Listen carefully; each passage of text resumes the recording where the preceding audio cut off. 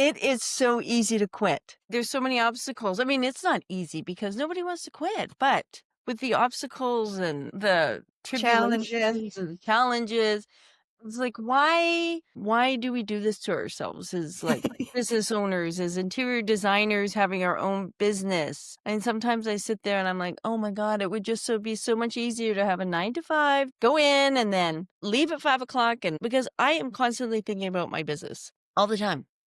Yeah, agree. Totally agree. I was thinking about this the other day too. That's what makes it fun, right? It's every day not knowing what's going to come next. And I always in my mind I always thought like, okay, tomorrow could be the day. You meet somebody, an amazing opportunity comes, and that's why you never have to quit. You just got to keep going. Yeah. And all the failures and all the problems and all the issues that we go through, like on the daily basis when building a business, is really what is going to set you apart from everyone else. And that is really where your biggest learning experiences come from, It's true.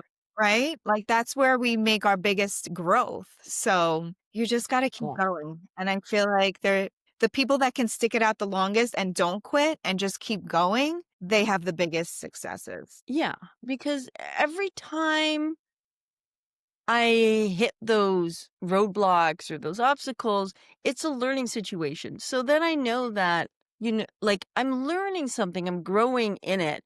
And it is interesting, although it can be very frustrating. But at Absolutely. the end of the day, I'm like, oh, well, now I know this. And like, this is going to make it so much easier to move forward and do my thing. So, And it helps us to change our process and make it better each time and know what kind of projects we want and, what kind of clients we want to work yeah, with. It just really clarifies the vision. yeah, agreed, agreed, agreed. Yeah.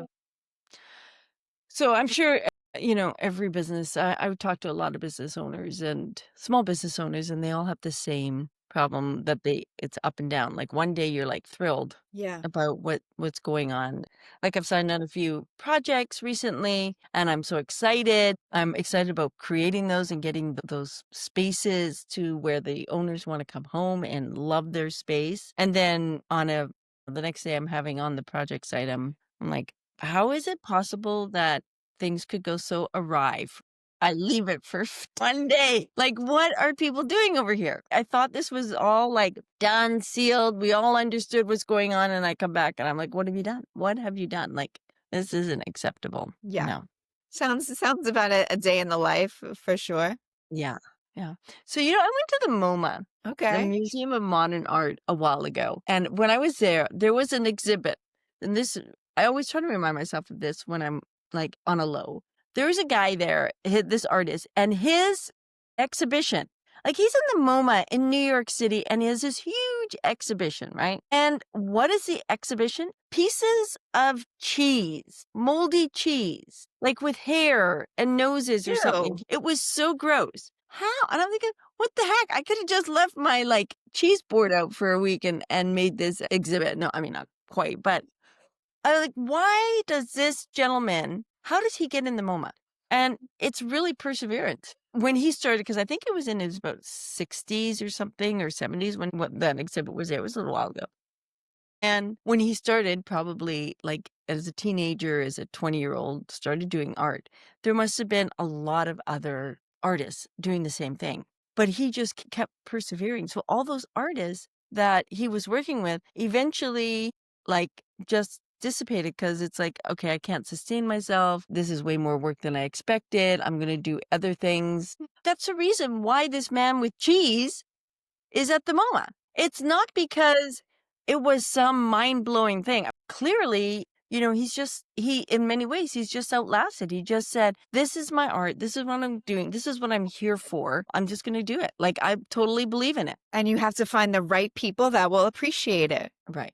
Yep. Exactly. Just keep going. Yeah. So it's just a little thought this morning about easy to quit, having people talk to me saying, oh my God, why am I doing this? I can't seem to get it going. I'm trying to get myself motivated on those days. Although right now I'm doing pretty good. I feel really good. I've got a few projects in the works that just started. We're doing this live, which is actually interesting and exciting for me just to talk about these ideas. And then during the week, it's easy to go back and think about. I went through that. I talked about it. I know how I feel about it when I'm hitting those lows, like, Yeah. or whatever we talked about. And I've started a podcast, so with other business owners, so working on that. Nice. That it's it's doing the work that is that motivates me. Like if I get, I don't know how about you, Elizabeth, but I get down and I start thinking about why am I doing this? Oh my gosh, yada yada. But when I get down, um, it's really because I just don't have enough work to do. Yeah. That I could see that. That's true. There's not enough things that are exciting you that are keeping you busy. Yeah, Because I'm super busy right now, so that's it good. motivates me more. I feel I'm like at night, whenever I have free time, there's this one project that I'm working on, and I keep searching and I'm looking for the perfect Right, thing. exactly. Yeah. And so, yeah, it really adds fuel to your fire. Yeah, even though I think about my business and my clients all the time, I try not to think about them. Having them like gives me the purpose that why I like being here, why I like what I do. And I feel like when it's the right client and the right project, it's busy, but it's not a stressful, like, unhappy busy, Right. you know? Absolutely. Because like, I've had, jobs like that where it was just so stressful to the point I didn't even wanna do it, Yes. you know? But, like, now I'm a lot more selective in knowing what I want, and so I'm not taking those kind of projects, so it's more peaceful. Yeah, there's that.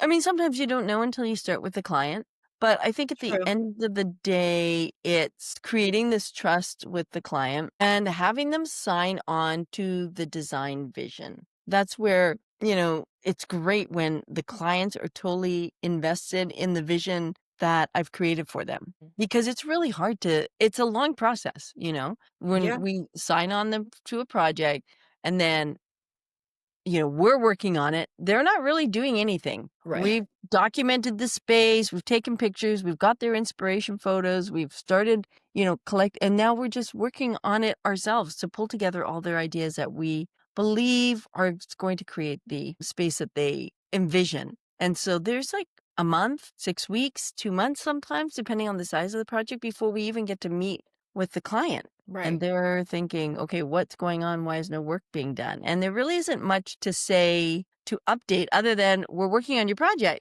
We're Yeah. sourcing, we're looking for memos, we're looking for selections, we're designing pieces or whatever it is. Yeah. It's almost like, oh, well, they've totally forgotten about us.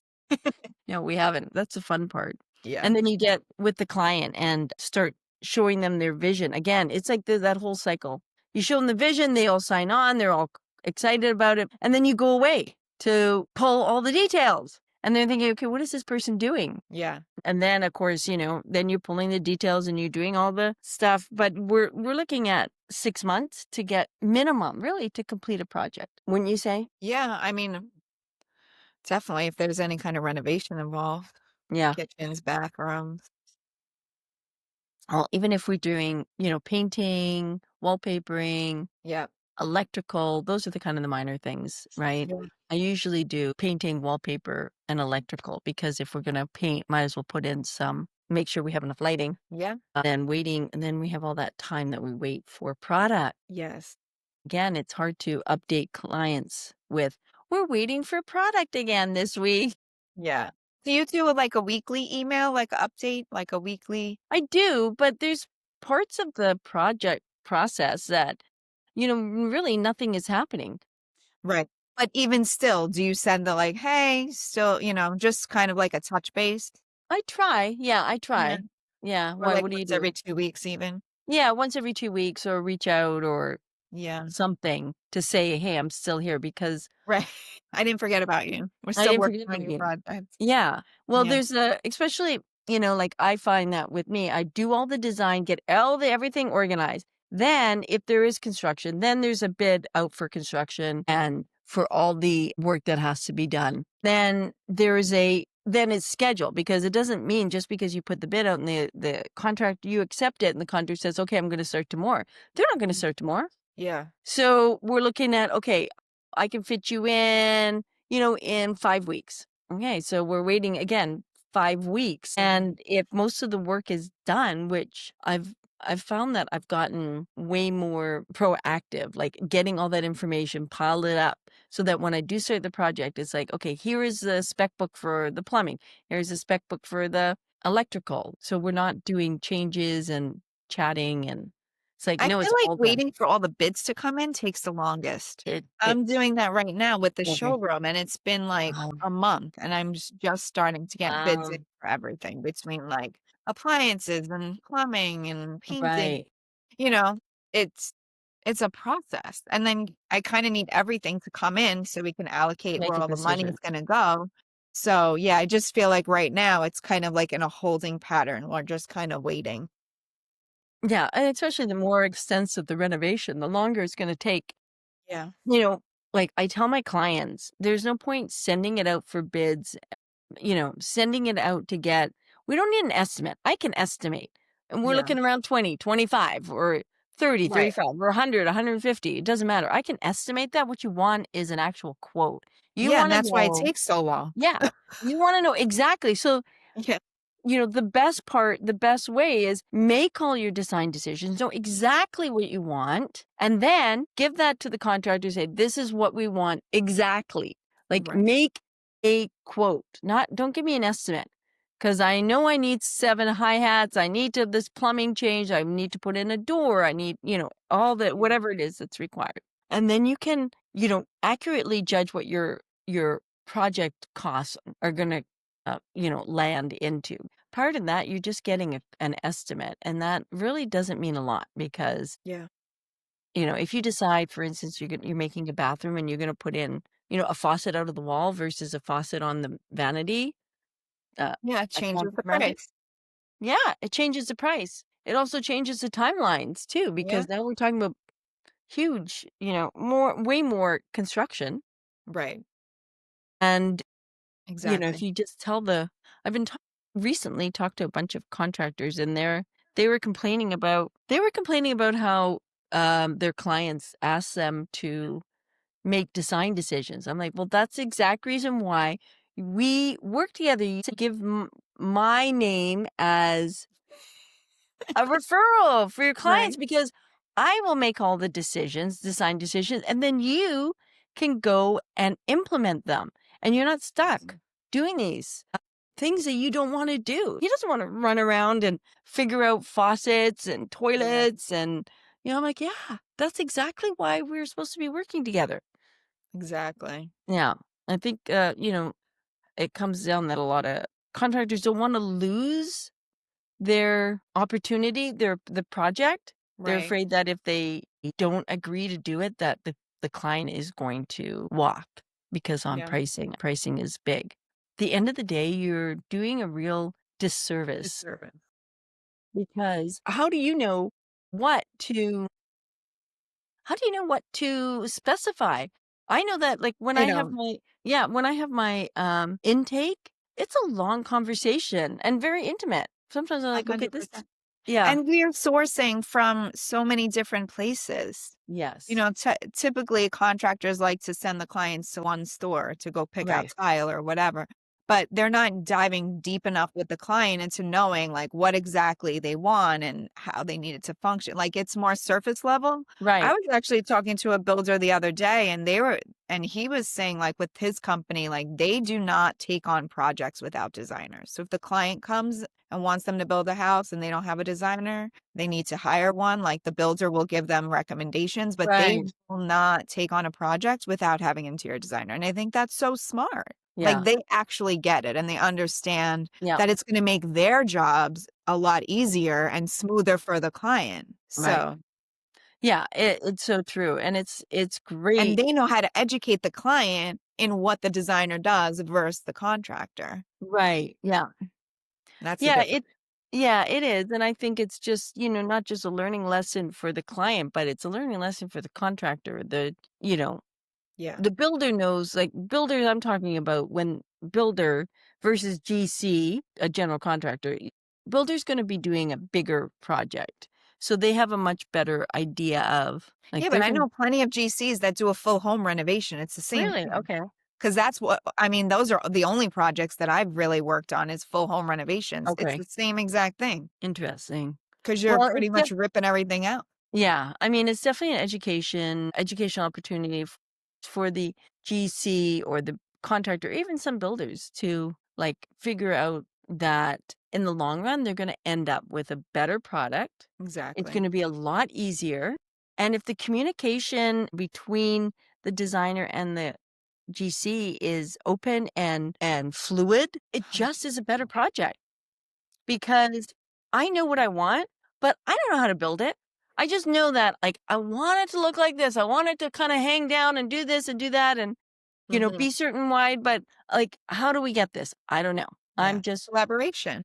exactly. That's super important. Yeah, we always talk good stuff because Elizabeth and I, as interior designers, having our own firm, we met at a Grant Cardone event and are on the same page on how we run our business and how we view business. And we just started talking a couple times a week about our businesses and helping each other get through the mess and the muck of having a business, figuring it out. And we decided to just make these live now because what the heck? Like, Exactly. if someone can, you know, learn, if we can help someone who is in a business navigate that, give them enlightenment, make it easier, Yeah. that would be great because it is hard to be a sole proprietor. We both have our own firms and having to figure it all out. In design school, they teach you all about design, but when Nothing you about business. yeah. And when you start your business, you realize that it's all, a lot about business. Where did I learn about business? Nowhere. The school of Grant life. Cardone. That's where Yeah, we Grant learned about Cardone, business. exactly. So, yeah, I was doing this school of my own business school for a long time until Grant Cardone. And yeah, so many great ideas that have helped move me forward, made it way easier for me to help my clients too. Yeah, it's just exposed us to a whole different mindset that we didn't Yes. have before. Grant Cardone, he does a lot of things, real estate, business. I mean, he's doing so many things. He's got a great foundation. Yeah. So he is constantly having calls. He himself is very available. He's a billionaire and he makes himself available. You go to an event of his and, he's in the room. He's talking. He's making himself available for the questions, for, photo ops and a handshake when you get to the smaller events. He's available there for Advice. one-on-one. Yeah, absolutely. I've had chats with him at events, Yeah. which is super overwhelming because he's going to tell you exactly what you don't want to hear. Like, oh my God, why is he saying this stuff that, I need to hear? I Yeah. know it, but I just don't want to hear it. It's like, okay, because it's so out of my comfort zone. So a Yeah. lot of the stuff that I've learned there has been out of my comfort zone because it's just not. I didn't go to business school. I I mean, did. how many small really? So how many small business owners actually go to business school? I mean, I had a minor in business, so Oh, good for you. but it's totally different business now versus when I went to college. It's totally Okay. different. I did technical theater. Like now in college, they have like entrepreneurship classes and all Right. things like that, which I didn't have. Right. So is it how applicable though is it? Because we know the real difference between like real life and then book life. It's a lot easier in a book. It goes like this because it doesn't take into account any of the human Yeah. The best learning elements. is from actually doing it and going through it and learning Well, yes, as I think. the best. I don't know about the best. You definitely learn, but But it can hurt. I mean, if it can cost you a lot of money too. Because you could yeah, you can spend years, like, trying to figure it out.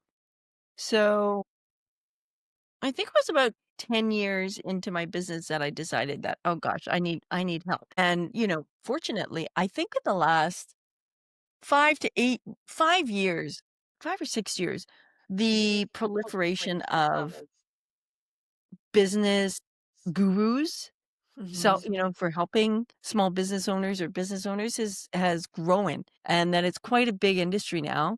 Yeah. And so you can go find these people who have the experience. Yes. And I think that's also key is that when you're looking for somebody, a coach, a mentor, like Mhm. look at their track record. Have they actually built $1 million company? $1 billion company? Have they built the size of company that you are wanting to do? Because Yeah. if they've been successful and they've built like $1 million company, but you actually want to build a $10 million company, you're talking to the wrong person. Because getting to $1 million is completely different than getting to $10 million. However, that being said, if you've gotten to a million, you can get to 10 million. But you just need to have not just the right tools, but the mindset. And that's what's good about the internet too now, because you can find a lot of these coaches online and listen to some of their videos and stuff and see who you relate with and then Yeah. dive deeper into programs with them. Yes, absolutely. Yeah. So it's very accessible now where like 15 years ago or whatever, maybe it wasn't so accessible. Yeah. Anybody can get help and learn more about the business. Absolutely. Yeah. And then what's been great is that because Elizabeth and I have been following the same mentor and paying attention to his teachings and his whole mindset, that when we when we bump up against things, which is very often, that are like contrary to what we believe or how we've done things, it's been great to bounce things off each other to say, like, how does this work? Because Yeah. ultimately, like, if I want to grow my business and help more people and create the kind of spaces that are, that I believe that everybody deserves to live in, I need to do it with somebody, I need to follow somebody who's doing, has done it already, not somebody who's trying to figure it out. So following Grant is like giving me that openness to like, okay, I got to try something. I got to try this, even though, man, it hurts and it's a lot of work. And Yeah. bring it right back around to what I was talking about at the beginning, which is like, gee, it'd just be so much easier to quit and get a job. No, but then once you are an entrepreneur and you work for yourself and then you try to go to a 9 to 5, it's hard. I don't think you'd like it. I know I wouldn't like it. I mean, I don't like anybody telling me what to do, so I barely like it when I tell myself what to do. Yeah. But no, it's been great for me to have that mentor. Just Yeah. somebody to in those hard times to fall back and say, "Okay, so what is he saying? What is he doing?" And like I don't know because I've only followed a couple of people and I just happened to click into Grant at a good time for myself. That one thing he does share is he talks a lot about what his struggle was. So yeah, I see him you look at him now, he's on his boat in the south of France and, he's got a jet and beautiful cars and he's doing all these things that he envisions himself doing. But he wasn't always there. And he's very transparent about what his how his journey has been. Mm. And I think that that's helpful because I wish it was all rainbows and ponies and unicorns. No, it takes a lot of work. It's It a lot takes of a work. lot of work. Do you have anything else you want to share, Elizabeth? Just working on some projects, getting some stuff done. Stressful, but happy stress. I'm actually really enjoying it. So, Good. Yeah. Well, that's such an exciting project to be opening a showroom and being able to design it. How you envision is going to really let people see the kind of work that you do. Well, yeah, that's exciting. So you're going to have to start sharing like the progress on Insta. On Insta, show us what's going on over there. Is there I anything know. visual? It's Yeah. pretty empty right now. Yeah. We started some painting, we did some demo. So hopefully in the next couple of weeks painting will be done. We'll get the floors in Okay. and then we'll be able to start bringing in the fun stuff. Okay. Well, that sounds great. Yeah. Alrighty. Well, if anybody wants to join us Tuesdays, if you have questions, you can send them in. We love having you join in. I hope this has been useful. It definitely helps Elizabeth and I share this journey as we navigate our businesses and talk about design and those things that make us excited. Yeah. And if you guys have any questions or struggles in your business that you want to share, we would love to hear that. We could talk about it on a future live. Absolutely. We'll talk about anything. We'll Yeah, talk about anything. So we're here. We're here to be open and transparent. exactly. So All we will right. see you guys next Tuesday. Thanks so much for joining us. Bye.